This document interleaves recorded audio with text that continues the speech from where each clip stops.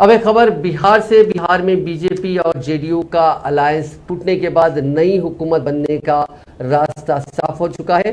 मंगल की शाम को नीतीश कुमार ने गवर्नर फागू चौहान को 164 एमएलए की तायद की चिट्ठी सौंपी। इस मौके पर तेजस्वी यादव भी उनके साथ राजभवन में मौजूद थे।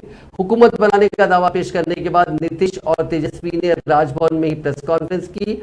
नीतीश कुमार ने कहा कि उन्होंने गवर्नर को 7 पार्टियों के 184 एमएलए की तायद का लेटर दिया है। अब गवर्नर के ऊपर है कि वो हुकूमत बनाने का इनविटेशन कब देते हैं। इसके बाद तेजस्वी बोले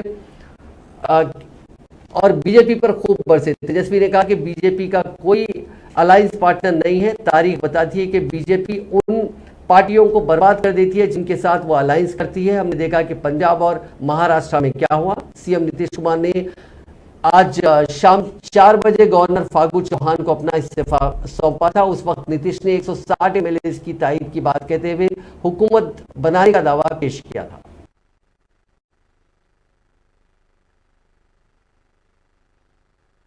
वादी लोग हैं, हमारे पुरखों की जो विरासत है वो कोई और ले जाएगा क्या?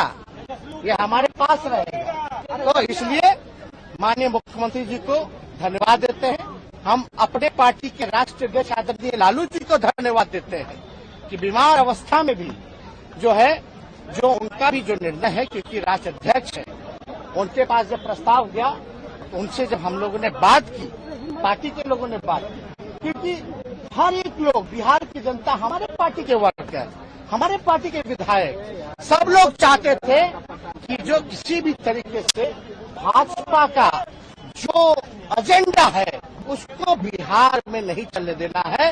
और लालू जी को तो आप जानते ही हैं, अडवाणी जी के रथ को रोका था। किसी भी कीमत पे ना झुकने को तैयार है, ना डरने वाले हैं। जो उनकी विचारधारा है उसकी लड़ाई लड़े।